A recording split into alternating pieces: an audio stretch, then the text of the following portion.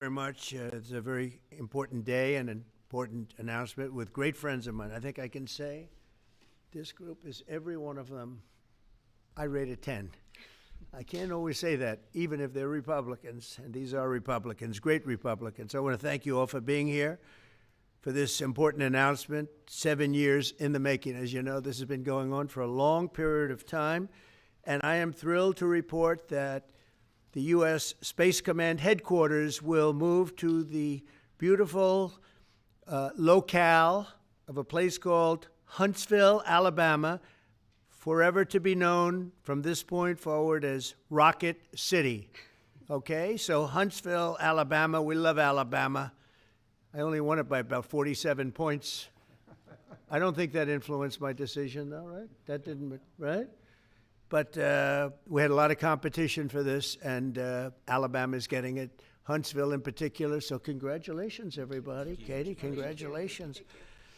This will result in more than 30,000 Alabama jobs, and probably much more than that, and hundreds of millions of dollars of investment, and that's billions, because it can't be millions, it's billions and billions of dollars. Most importantly, this decision will help America defend and dominate the high frontier, as they call it. I want to thank Secretary Pete Hegseth. He's doing a fantastic job. And Secretary of the Air Force Troy Mink. Troy, thank you very much. Great job you're doing, Troy. This is such a big deal. This is one that everybody wanted to know. What are you doing? I also want to thank Senators Katie Britt, and I want to give my condolences. Your grandmother, her grandmother just passed away. She was 100, right? 100, and she loves you, Mr. President. Well, and she was very proud of you. Thank you very much. Very, very proud of you. So thank you, Katie. Wonderful woman. She must have been. To produce you indirectly, I can tell you she had to be. Tommy Tuberville, who's a great coach. And I won't say anything about what happened with Alabama football this weekend. Let's leave that out. But you're not used to that, right? You're not used to that. But Tommy, Auburn won, that's right. They did. So you're happy. Tommy's been a great senator, as you know, and a fantastic guy all around. He was also a tremendous coach. House Armed Services Committee Chair Mike Rogers. Thank you, Mike. Where's Mike? Mike, thank you very much. Doing great, Mike. Representatives Barry Morall, great friends, Robert Adderholt, Gary Palmer, and Dale Strong. Thank you all very much, fellas. Appreciate it. In my first term, I created a thing called Space Force, so important. You know, we were losing the race in space very badly to China and to Russia, and now we're far and away #1 in space, and reestablished Space Com with a mission to protect American space assets and detect any threat to our homeland. We initially selected Huntsville for the Spacecom headquarters, yet those plans were wrongfully obstructed by the Biden administration. And as you know, they moved them to a different locale. And today we're moving forward with what we want to do and the place that we want to have this. And this will be there for hopefully hundreds of years. That's where it's going to be. I will say I want to thank Colorado. The problem I have with Colorado, one of the big problems, they do mail-in voting. They went to all mail-in voting. So they have automatically crooked elections. And we can't have that. When a state is for mail-in voting, that means they want dishonest elections, because that's what that means. So that played a big factor also. In Huntsville, Spacecom will play a key role in building the Golden Dome, as you know. That's going to be a big thing. Everybody wants to be a participant in it. Missile Defense Shield, we're going to be having a Golden Dome that the likes of which nobody's ever seen before. The finest, the best. And by the way, Canada called. They want to be a part of it, and that'll be great. But Canada wants very much to be included in that, and we're going to work something out with them, I hope. It will also ensure that our technological capabilities, of which we're way ahead of anybody else, there's nobody close, remain unmatched long into the future. So I'd like to ask Secretary Hegseth to say a few words. He was very much a part of it. And really, everybody behind me was. Every one of these people would call me and lobby me. I said, Katie, I don't want to talk to you anymore. I know what you want.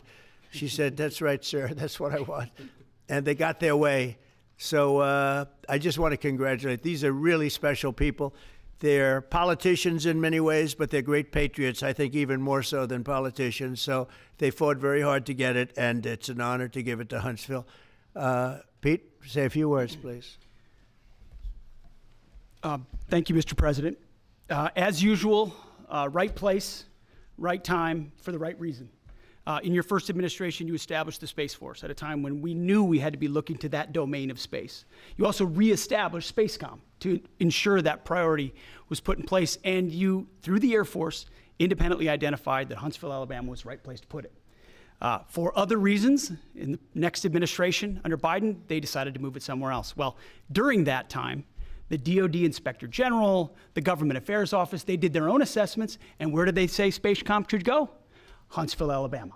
So what you're doing today, Mr. President, is restoring it to precisely where it should be based on what the Space Force, the Air Force, your leadership believes will give us strategic advantage in the future. That is Huntsville, Alabama. We are way ahead in space, but this will ensure we stay leaps and bounds ahead because that's the most important domain. Whoever controls the skies will control the future of warfare. And Mr. President, today you're ensuring that happens. Thank you. Thank you very much. Katie, would you like to say something? Mr. President, we are grateful for your leadership on this and restoring Space Command to its rightful home in Huntsville, Alabama. This delegation has worked together, both chambers, both parties, to make sure that Huntsville was the place that Space Command called home. As was mentioned, obviously the Biden administration chose to make this political. What we want to do is put the safety and security of Americans first. We want to make sure that our warfighter is put first, and we want to make sure that America continues to lead. And today, Mr. President, you've allowed that to happen. Thank you. Thank you very much. Tommy, please. Yeah, thank you. Thank you, Mr. President. This is a great day for our country, not just for our state of Alabama. We need help in our military. We need to catch up. And as Secretary has said, we're not behind in space, but we know where we're at, and we need to expound on that. Now, this move will save the taxpayers $480 million. It's not going to cost more. It's going to cut $480 million. We have the plans intact. It'll be behind a secure wall in Huntsville, Alabama, at Redstone Arsenal. We have 40,000 people there. We have the FBI there. We have missile defense there. We have NASA, Blue Origin, and SpaceX. It is the perfect place for Space Command. I would tell you today, and I've spoke with the President for the last 3 or 4 years about this, if I thought it needed to go somewhere else because I understand the security of our country, I'd be for that. But the best place for Space Command is Huntsville, Alabama, because what we have and what it means to this country is going to be so important. So thank you, Mr. President, for this, and we look forward to building a huge Space Command and having the Donald J. Trump Space Command Center in Huntsville, Alabama. Here, here. JD, would you like to say something? Sure. Well, Mr. President, thank you. I'll be very brief here. I lobbied the president hard to put it in Ohio, but he said these people behind us, these Alabamas, are just too powerful and too persuasive. And so it's in Alabama, but as Tommy said, this is exactly the right place for Space Force and Space Command. I think Americans ought to appreciate the fact that you can't win the battle of the future unless you control the skies. The cyber security, the communications, the entire infrastructure of the battle in the 21st century will be in space. So it was a visionary move in the first administration for the president to set up Space Force, and I think an equally visionary move to make sure that Space Force is right where it should be in Huntsville, Alabama. Thank you, sir. Thank you very much. Gentlemen, anybody want to say anything? Would you like to say? Mr. President, another promise made, another promise kept. You think about it, Redstone Arsenal is critical to national security. The president said when you were the 45th president, let's do what's right for national security. And today, that's exactly what we're doing. It's not because of this or that. It's because it's right for national security.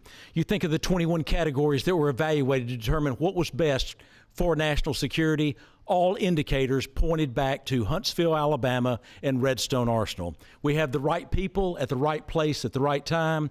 Mr. President, on behalf of the people of the 5th Congressional District and all of Alabama, thank you for keeping your word. Thank you. Absolutely. Thank you very much. Anybody? Let me just say, Mr. President, I want to say thank you and thank you for doing this because it was the right thing to do. When they looked at all the numbers, Huntsville was the place to go, and like you say, it was unfortunately pulled out, but you made it right. So I want to just say thank you again for a grateful nation, and to the state of Alabama, we're very grateful. Thank you, and God bless. Thank you. Thank you, Mr. President.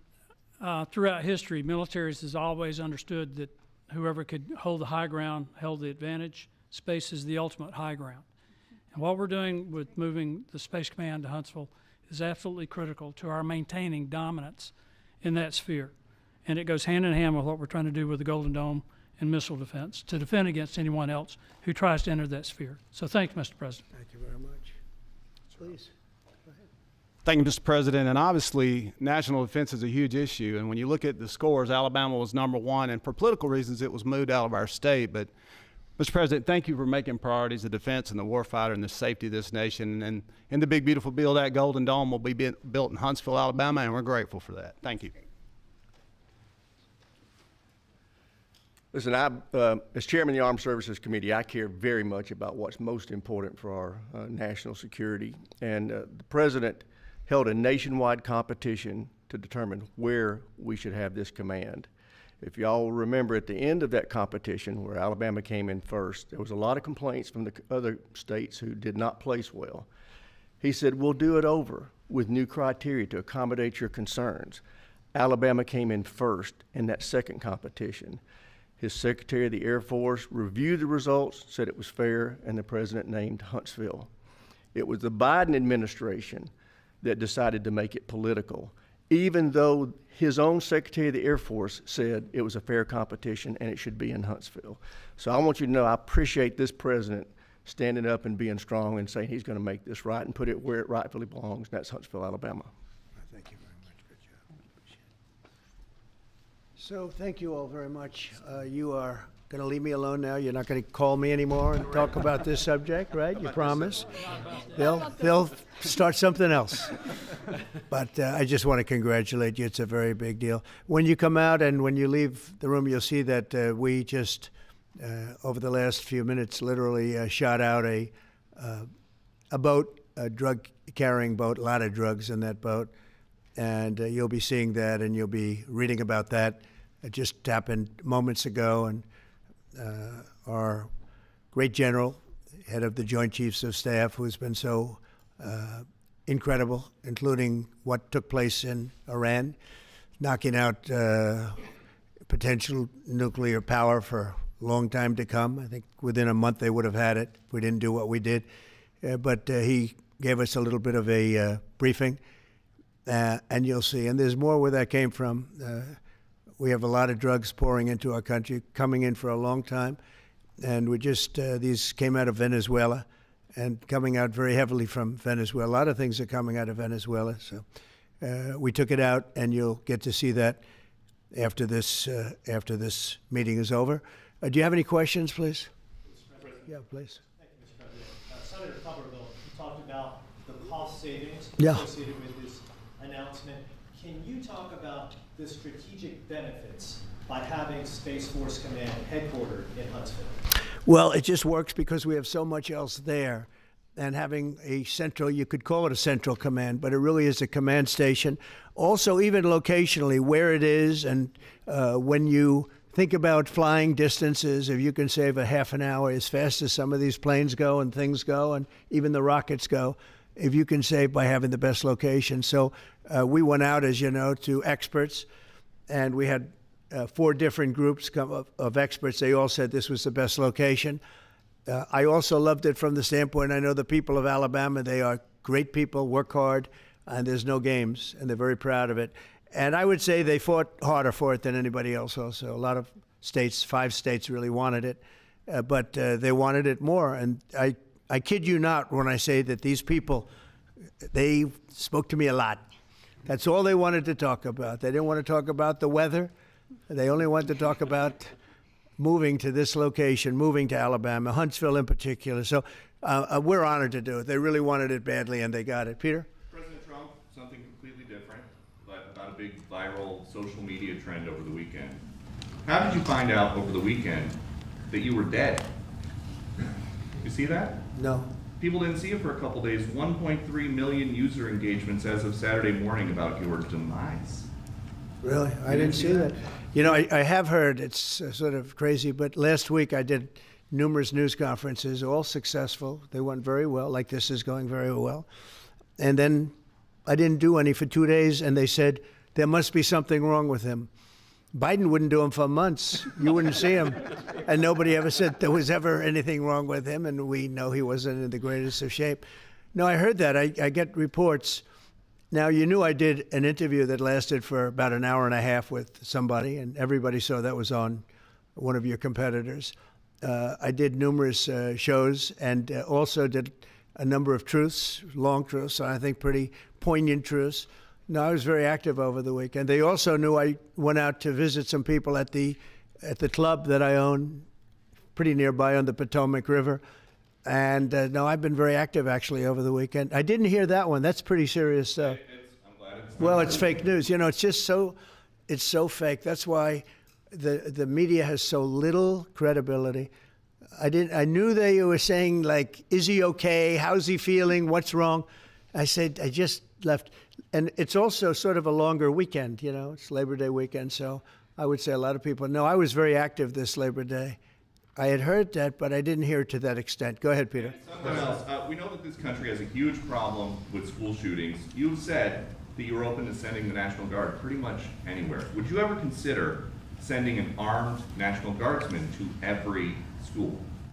Well, we have a big problem with school shooting, but we also have thousands and thousands of schools that run perfectly. You know, they talk about you can do things construction-wise, and that's really, I think nobody knows more about construction than me. You can build the construction doors. You can build what they call safety doors, where they lock on the outside, the inside, and every place else. Well, but if one of these lunatics happens to get through, then the police can't get in.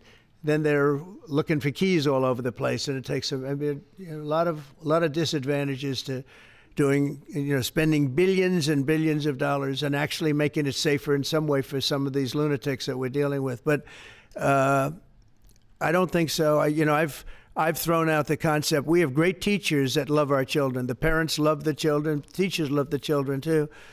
And if you took a small percentage of those teachers that were in the military, that were distinguished in the military, that were in the National Guard, et cetera, and you let them carry. That's something that a lot of people like. I sort of liked it. I'd have to be studied, but they're trained. They know about weapons. You can't do it with every teacher because most teachers don't know, but I always thought that would be an alternative.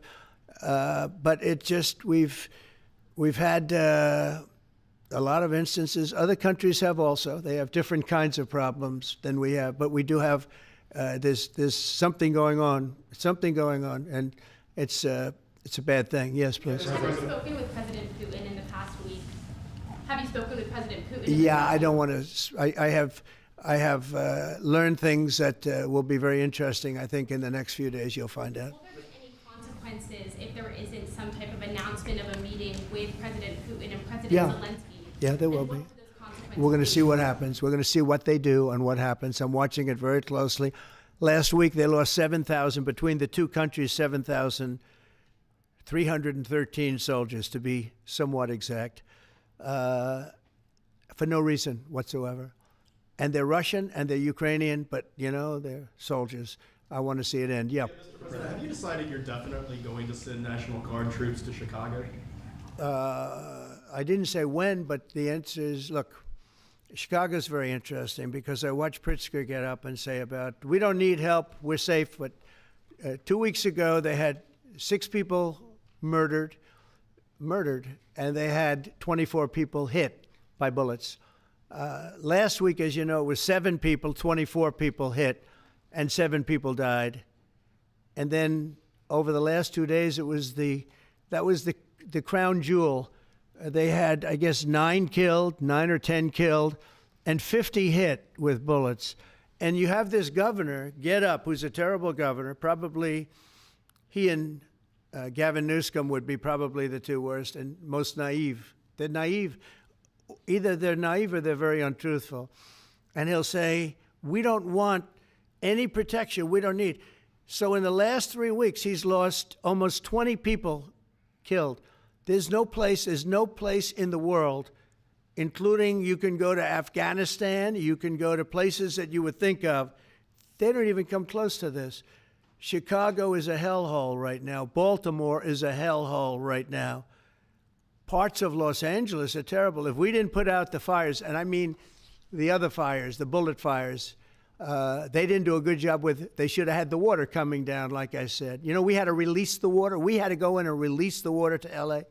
It's so badly run. But if I didn't send the National Guard into Los Angeles, I would be making an announcement today. I'd be talking about Huntsville, and I'd simultaneously be saying, by the way, the Olympics is not coming to Los Angeles. If we didn't do that, and even the sheriff, the top law enforcement person in Los Angeles said, we could not have handled it without them. So that's what he said. Did you make your mind up on Chicago, though? Well, we're going in. I didn't say when. We're going in. When you lose, look, I have an obligation. This isn't a political thing. I have an obligation. When we lose, when 20 people are killed over the last 2.5 weeks, and 75 are shot with bullets. So let me tell you a little story about a place called D.C., District of Columbia, right here where we are. It's now a safe zone. We have no crime. It's in such great shape. You can go and actually walk with your children, your wife, your husband. You can walk right down the middle of the street. You're not going to be shot, Peter. You're safe. Everyone likes you anyway. They probably wouldn't do it. But it's so dangerous. And there are people in this audience that you've suffered greatly. There are people in this audience that have been mugged and hurt badly, and they don't want to talk about it. Maybe you were very brave in talking about it. You made quite an impression on a lot of people. I appreciate it. But there were other people in this room that have been hurt very badly just walking down the street in D.C. Washington, D.C. is a safe zone right now. It's a safe city. The restaurants are open. They're booming. You can't get a restaurant. New restaurants are announcing that they're going to be open. This took place in 12 days. Now it's 15 days, but 3 days ago it became what's known as a safe zone. It's a safe city. And this city was really bad, really, really bad. We took 1,600 people out, hardcore criminals that will not be coming back anytime soon. And we're very proud of it. You know, to have our nation's capital lose every week. You know, it was like years, many years, where every single week somebody was killed for many, many, many consecutive weeks. This went on for years. And then we had, last week it was announced that nobody was killed last week. And I made that announcement in front of a very distinguished leader of a country. And I'm saying proudly, ladies and gentlemen, nobody was killed in Washington, D.C. this week. He looked at me like, what's that all about? I say, yeah, we have a little bit of a crime problem. And we don't have a crime problem in Washington anymore. And the mayor has been very helpful, and the police commission has been very helpful, and it's been a great team. And I would love to have Governor Pritzker call me. I'd gain respect for him and say, we do have a problem, and we'd love you to send in the troops, because you know what? The people, they have to be protected. I saw today on one of your networks, not a friendly network, really the opposite, I would say, very unfriendly network. And they interviewed about 12 people on this morning. Most of them were African American, they were black. And they were saying, please, please, please let the president send in. These were people from Chicago. Please, we need help. We need help. We can't walk outside. We're petrified. If the governor of Illinois would call me up, I would love to do it. Now, we're going to do it anyway. We have the right to do it because I have an obligation to protect this country. And that includes Baltimore. I saw where Governor Moore was asking me to take a walk down the street of Baltimore. Well, Baltimore is a very unsafe place. It's rated number 4 in the city, one of the most unsafe places anywhere in the world.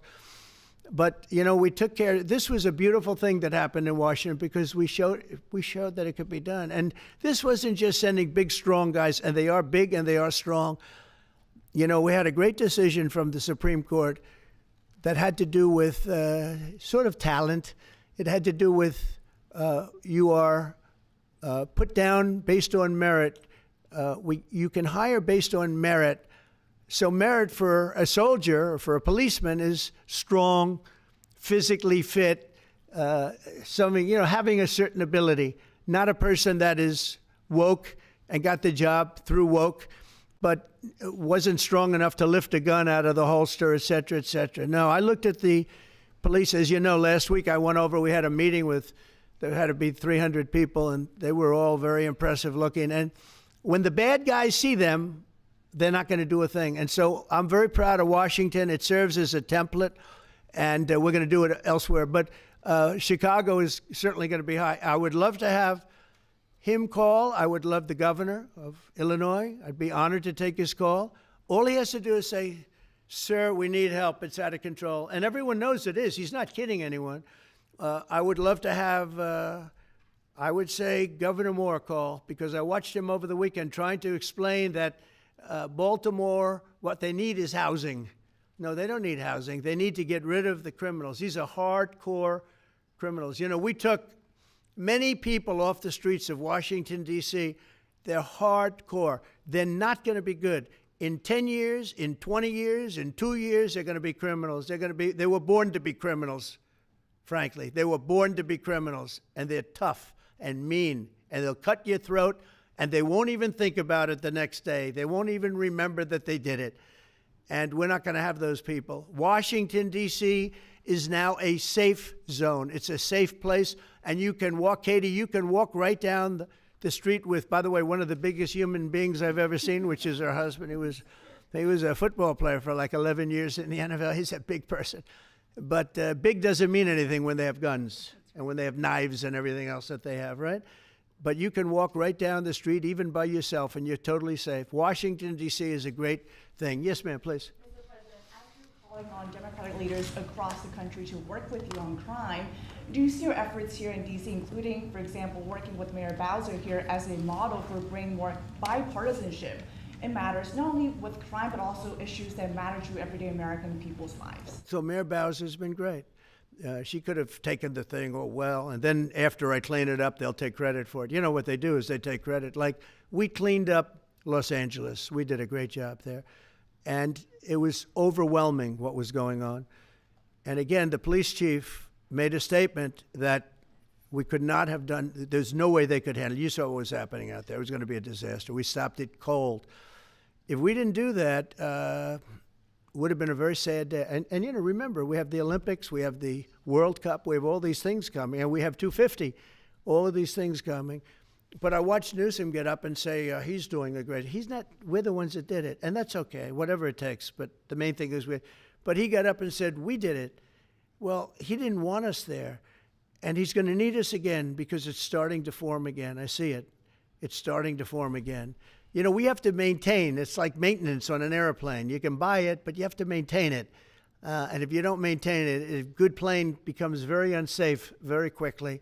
So it's an honor to do it. A lot of presidents wouldn't do what I'm doing. I don't need this heat. But when I watched television last night and I'm watching the news and I see that 9 people were killed in Chicago and 54 were badly wounded with bullets, I say, that's not this country. We have to do something. And I do say this, I say this very much. I'm not speaking to anybody but them right now. I would love to receive calls from governors and mayors saying they need help. We'll help them. We have a lot of people. We have a great force. We have a great military force. You know, Pete will tell you that when I was running for office, and this was a big headline, I think, you know, probably got me a couple of votes, but you couldn't sign people in the military. Nobody wanted to join the military, the Army, Air Force, the Navy, Marines, Space Force, Coast Guard. We never forget Coast Guard because they've done such a great job. Never. But nobody wanted to join any of them. We were way below what we wanted. Every single one. The closest was the Marines, whatever that is. You'll explain that to me. But the closest was the Marines. But every service was way down, way down. And then I got elected, and our country's the hottest country anywhere in the world right now. Everybody's talking about the USA. They're talking about the job that we're doing. Everybody. We have the best economy. We have a very, very important decision being made by the Supreme Court because our country is the richest, the strongest, the most powerful. But if for some reason some liberal court, I'm talking about the court that just ruled, where even an Obama judge voted in favor of us, which I gave him a compliment yesterday, as you know. I said that took great courage.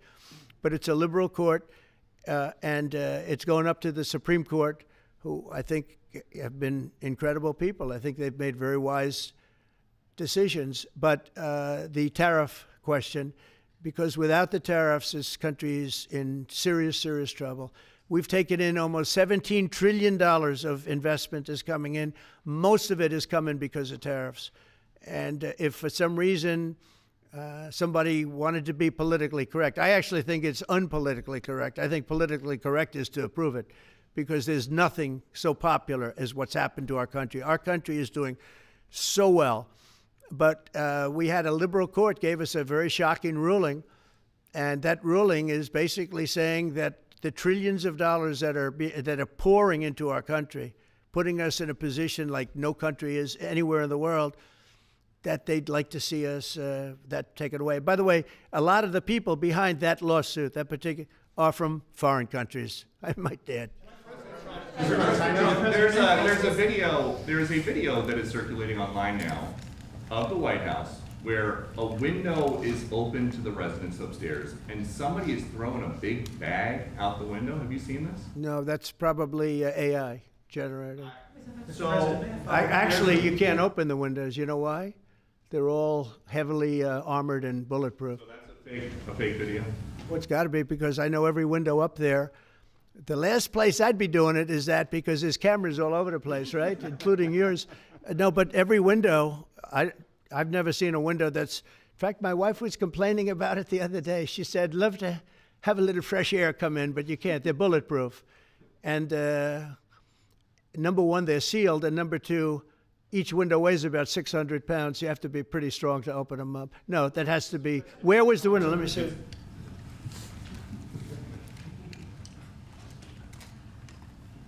Maybe from the renovations. Which is the window?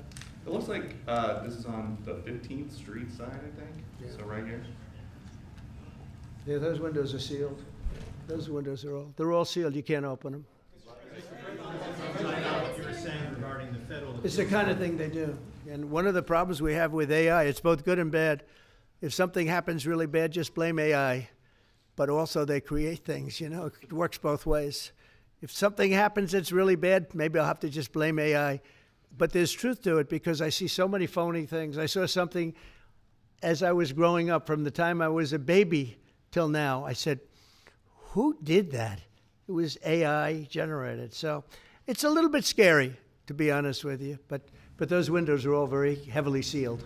Thank you, Mr. President. I want to follow up with what you were saying regarding that federal appellate court that ruled against you and your administration as it relates to your ability. Well, they ruled against our country, the court, and they ruled against us before. It's a very liberal court. You called it highly partisan in your Well, social it certainly media is. posts. It certainly and is. in fact, it was along ideological lines, 7-4. Well, except that we actually got one of the Obama judges that was appointed by President Obama voted in favor of the tariffs because he felt it was imperative for our country to thrive and survive even.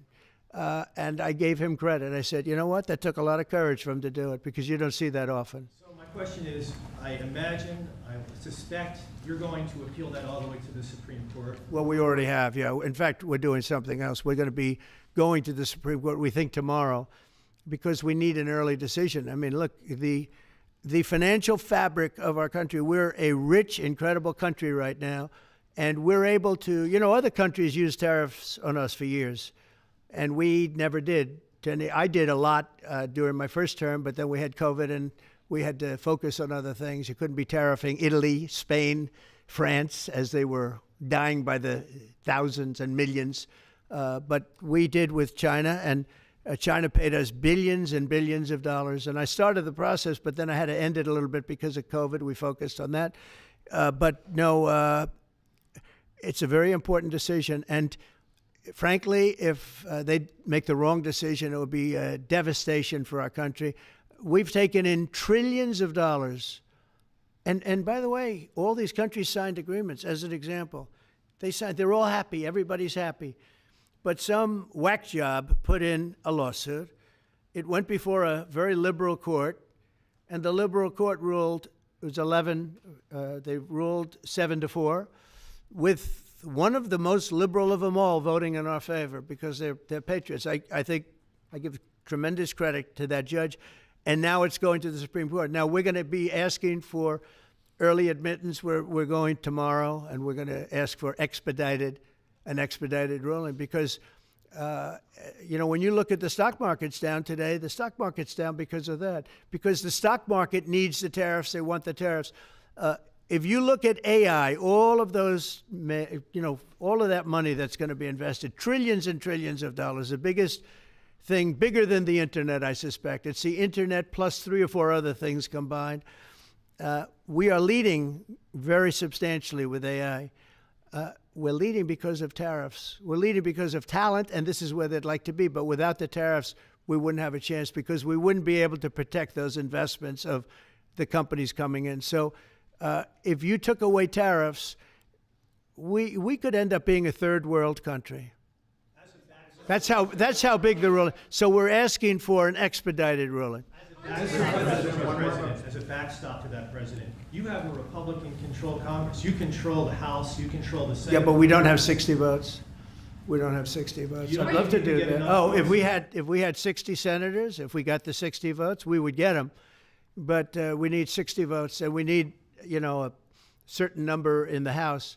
I think we'd get, I don't know, we have about 5 of them here. Would everybody agree with me on tariffs? Without tariffs, we're a different country. We have taken in so much money. And here's the thing. We signed a deal with Japan. They're paying us hundreds of billions of dollars. We signed a deal with South Korea. We signed a deal with the European Union. We signed a deal with Europe. And those countries are paying us $950 billion. And they're happy about it. They're okay. As one of them said, it's amazing that we got away with it so long. One of my friends, a leader of one of the countries, and they're fine with it. They all signed. If that ruling ever went against us, I guess we'd have to give back hundreds of billions. We would have to give trillions and trillions of dollars back to countries that have been ripping us off for the last 35 years. And I can't imagine it happening. On a legal basis, they have no legal basis whatsoever. But on a common sense basis, it would destroy America. Okay. You talked about controlling the sky. On Sunday, the satellite signal of Ursula von der Leyen's plane was alleged. With Ursula?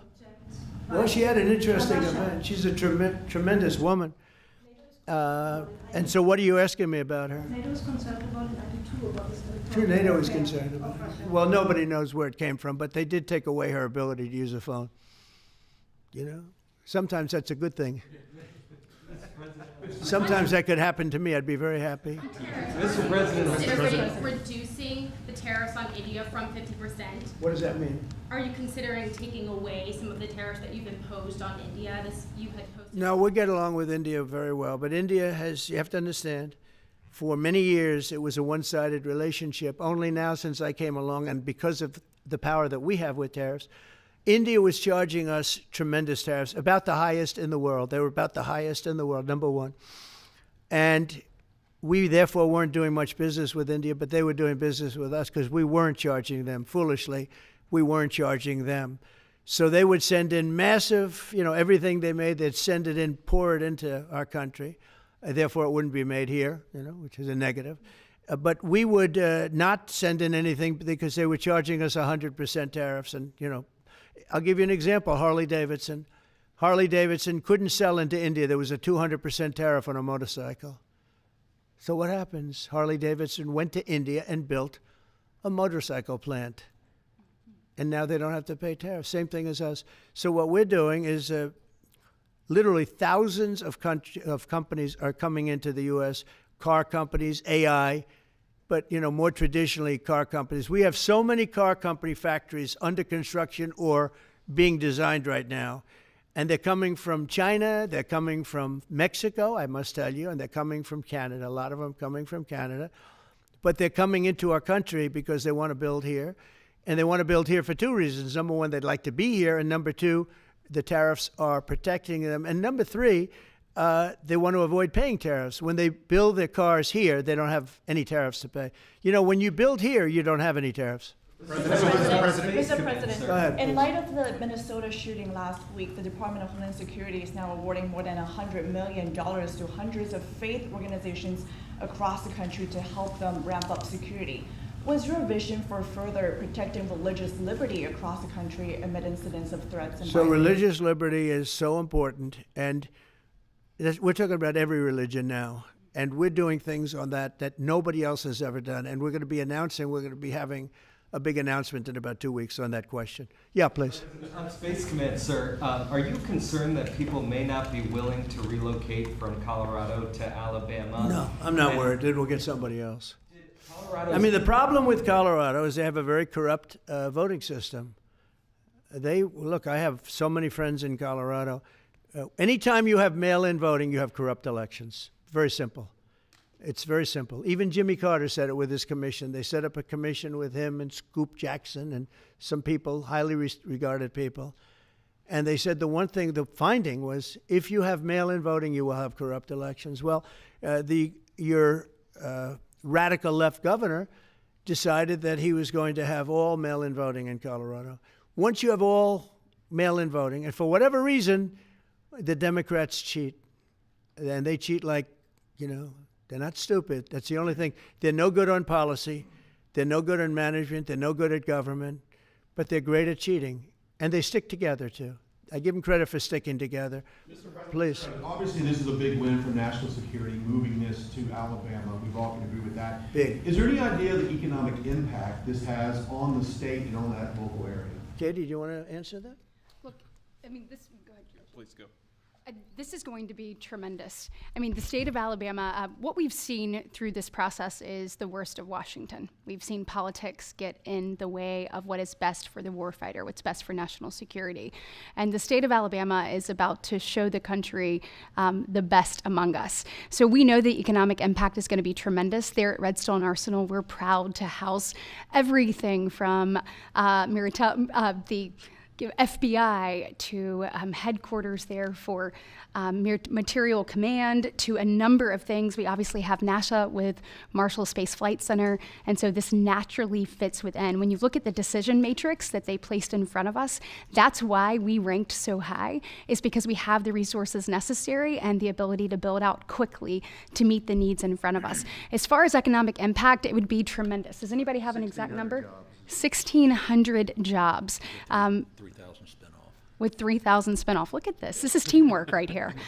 So we are really proud, and the people of Alabama are ready to get to work. And I've got a housing question, if you could, just for a second, Mr. Yeah, President. please.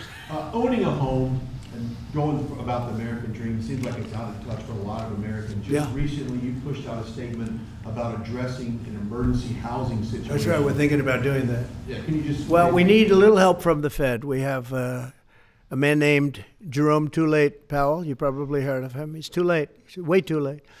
And the economy is so strong that it's pushing through that. Normally, it would have been much tougher. But we're doing so well that we're pushing through it. But it makes it very hard for people to get mortgages because too late is too late. Very simple. He's too late. And probably political, whatever. He wasn't too late before the election. Before the election, he was cutting rates, right? Because he was hoping that, I guess, Biden would get in or that Kamala would. He was a big Biden guy.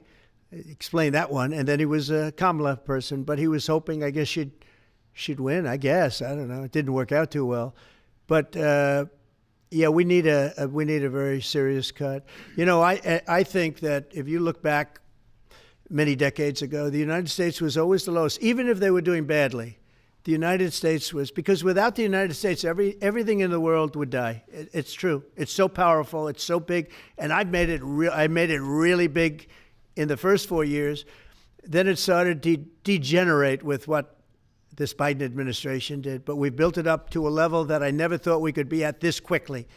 We're the hottest, we're the best financially. The money coming in is so big because of tariffs and other things, but because of tariffs. Tariff gets us even those other things. Plus, it gets us great negotiating. I settled 7 wars, and numerous of those wars were because of trade. And numerous of the trade deals that I made were because of tariffs. It gives you a great negotiating ability. If that ability were taken away from us by a liberal court acting on essentially foreign nations, asking to get help from the United States government, when they've been doing this to us for 40 years, that's why we have $38 trillion in debt. We won't have it for long if they let us, if they allow us to do what everybody knows we should be able to do. Yeah, please. Mr. President, another Biden-era action that you're now reversing is that you signed a deal last week to make federal buildings adopt and embrace classical architecture styles again. Can you talk to us about why you do that, and also what's your vision? Well, we want to see beautiful buildings. Now, you know, it's in the eye of the beholder. I've seen architectural reviews over the years. I'm an expert at it. I've gotten a lot of great reviews. But I've seen buildings that I didn't think were very good get great reviews, and I've seen great buildings get bad reviews. So, but it's just a standard. We want to have a good standard. We're building something here, you know, for 150 years they wanted a ballroom at the White House. We're doing something at the highest level using great architects and all. And, you know, it's very exciting. But we have a lot of interesting things happening architecturally in D.C. And D.C. is like a different place. And, you know, even the contractor said, sir, we walked down today, we feel like much safer. It's like a different place. Washington, D.C. is great. Now, we're going to also beautify it. We're going to put a topping on the roads. We're not going to rip them apart and take 4 years to build a road that was exactly the same by the time you build it. But we're going to put toppings. We're going to put new medians in. We're going to get the graffiti off. We're going to put tiles up in the tunnels where the tiles are missing. We'll do the whole tunnel instead of, you know, a little area where you see new tiles, old tiles that never look too good.